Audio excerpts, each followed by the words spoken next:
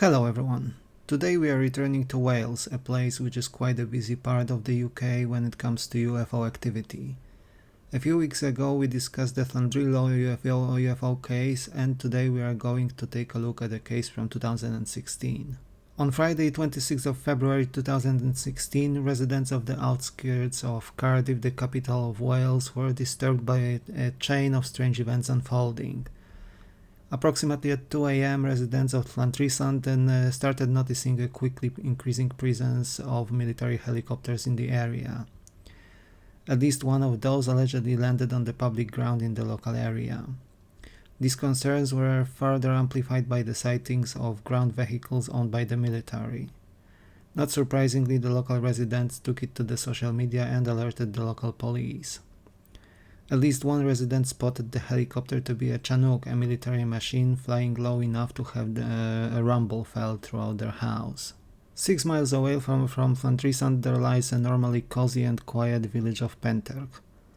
Local residents who found themselves engulfed by the unusual activity quickly figured out that this was not exactly a regular military exercise though, and definitely not a usual one. Miss Cass Clark, together with others, posted their comments to Wales Online, an online newspaper, commenting that what they saw was and indicated that the military was chasing not a training vehicle or a dummy enemy helicopter as could be expected. There were mentions that the military knew they would come to the area, as there was allegedly a spotter plane present in the air for 2 days before the actual event, and what happened that night involved military planes chasing a green object. The aforementioned spotter plane circled around 6 red oval objects, which traversed the air in a pyramidal formation.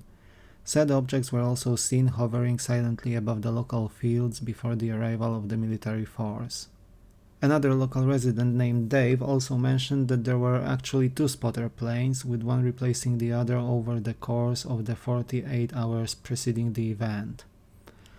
Dan and Kaz, already alerted by the spotter plane or planes, decided to camp the night outdoors, and approximately at 2 a.m. they noticed an E-3 Sentry military airplane, equipped with high-end detection and radar systems. At the end of the field close to where they were, they also saw a triangular shape formed by 3 red lights. It was allegedly one of the triangular UAP vehicles observed around the world, about which some claim they are a bona fide non-human technology, while others claim these are ARVs, or alien reproduced vehicles made by human hands. Those lights quickly increased in numbers, with now 6 lights visible along each side of the massive triangle. The lights of the leading edge were brighter than the rest.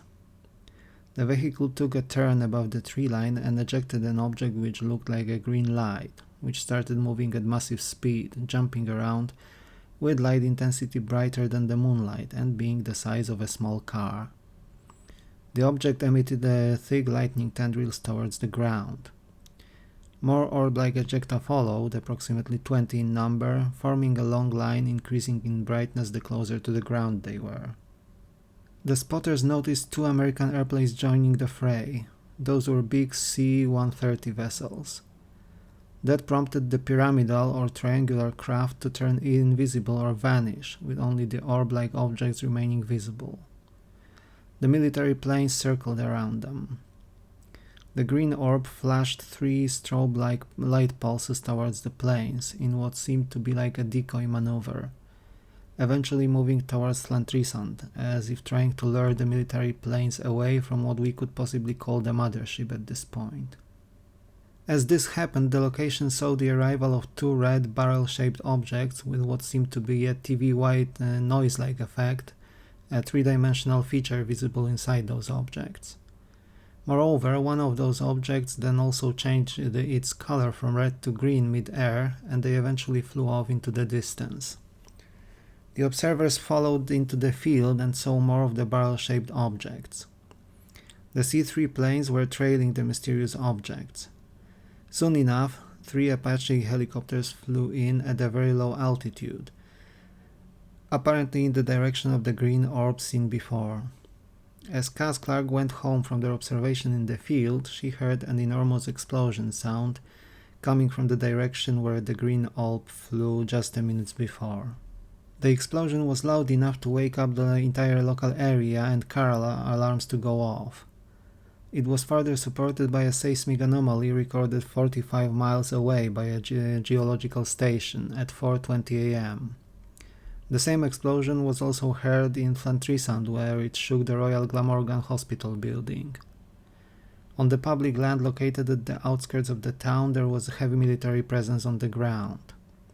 Locals reported not one but two explosions, one happening mid-air and another caused by an impact in the local forest called the Smilog Woods.